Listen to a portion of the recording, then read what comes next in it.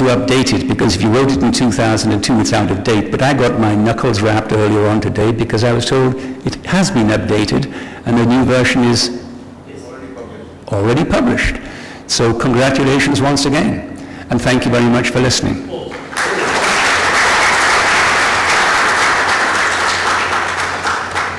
Now, let me just put Arnold's slides up here.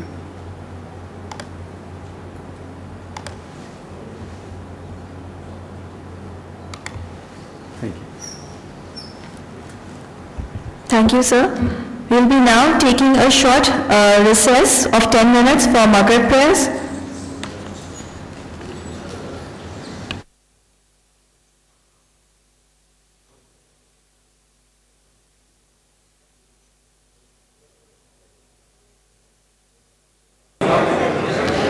We are starting the session again. We have with us Professor Arnold Schilder, Chairman of the International Auditing and Assurance Standards Board since January 2009. Earlier, he was a member of the Managing Board of the Dutch Central Bank. In addition, he served as the chair of the Brazil Committee on Banking Supervision's Accounting Task Force. He was also a member of the Public Interest Oversight Board.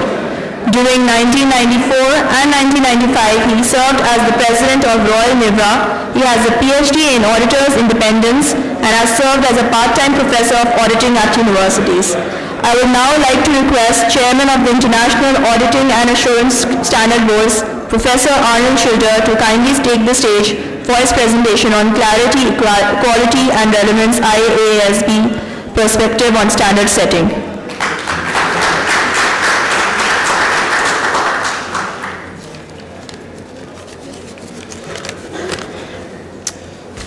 Good evening to all of you. I'm very glad that Jim Sylve has left me 7 minutes. But if there's no computer, of course, we do without. Let me first express my great gratitude for the invitation to Jim and myself coming here. This was the kind of invitation that you cannot resist, because it was coming from Abdullah Yusuf, our highly valued member of the IAASB, and Professor Muslim, his technical advisor. And when they said to us, well, what about coming to Pakistan? Of course, we said, we come. And that's not as an obligation, it's because it's a very interesting invitation to learn about ICAP and developments in Pakistan. So I'm very grateful for the invitation, and that of course applies to ICAP as a whole. And over the 3 days we had very useful conversations and meetings. But in particular, I'm also very pleased with the enormous attendance of past presidents. As a past president, I know how important it is that there are past presidents, because what would the younger generation do without us? So thank you very much for being here.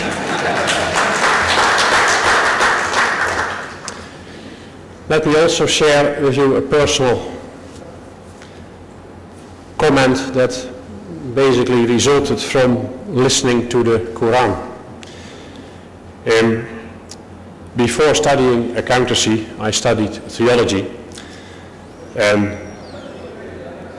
Whereas my grandfather was an accountant, my father was a professor in theology in Old Testament.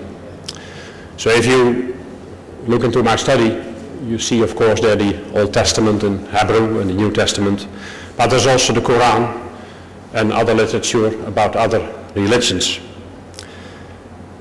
And therefore I was very struck by the quotes from the Quran that we shared, and in particular the message of keeping a balance in life. I think basically that's what it's all about. We had a discussion yesterday about greed and in which extent is greed good or not good, but it's about the balance. And the other thing that I noted was the fruits that are there, which will you deny? And traveling yesterday morning from Islamabad to Lahore by car, I was really impressed by the green pastures, and we talked a lot about Pakistan and all the promises it has, the fertile ground. the rice fields, the cows. So it reminded me, of course, of the Netherlands, where we have a lot of that, but also of New Zealand, just another part of the world. So it's full of promises. And then when we were in the boat club over lunch today, and I had a brief conversation with Council Abdul Sattar, he in that conversation said to me, actually a country that can feed itself is potentially a very strong country. And I thought that was a very wise statement.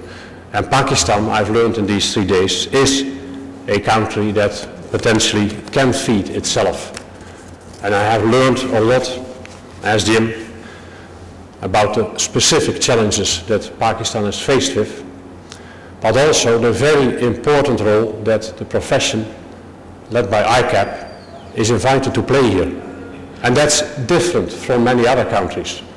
And I've been in these conversations that Abdullah and ICAP have so well arranged, and listening to the Auditor General, or the Chairman of the SECP, or the now Chairman of the FRB, it became more and more manifest that there is really a call upon you to do whatever you can to help this country, and to help the government as well, and Jim spoke very well about that. So that's a very clear lesson that emerged from all these visits, but basically it's about harvesting the fruits that are in your country. So that's why I thought this recital from the Quran was so very appropriate, and I'm very grateful for the English translation. Well, these were just a few opening comments, just trying to share with you how important and great this visit is to us. Now, you see as the title of my presentation, 3 key words: clarity, quality, and relevance. And I explain, of course, during the presentation what that's all about. But basically, if you think about it, it goes back to this key message of keeping a balance in society. First, I have a couple of slides about the role and the objectives of the IAASB. Just to note that on one hand, we are part of this IFAC family, the International Federation of Accountants, where ICAP is a very highly valued member of. But having said that, the IAASB, like the other standard setting boards, is an independent board.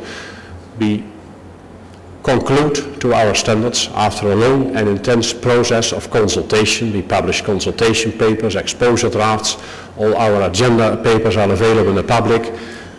Everybody is invited to comment, and many do, and we take all those comments very seriously, and we have to, otherwise the Public Interest Oversight Board would criticize us about that.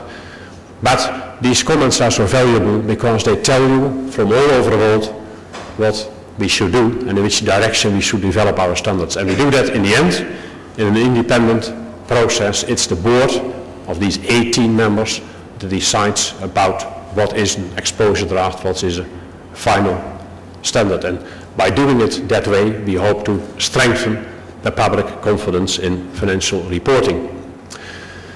How then is the process organized? As IAASB, we meet 4 times a year, 1 full week.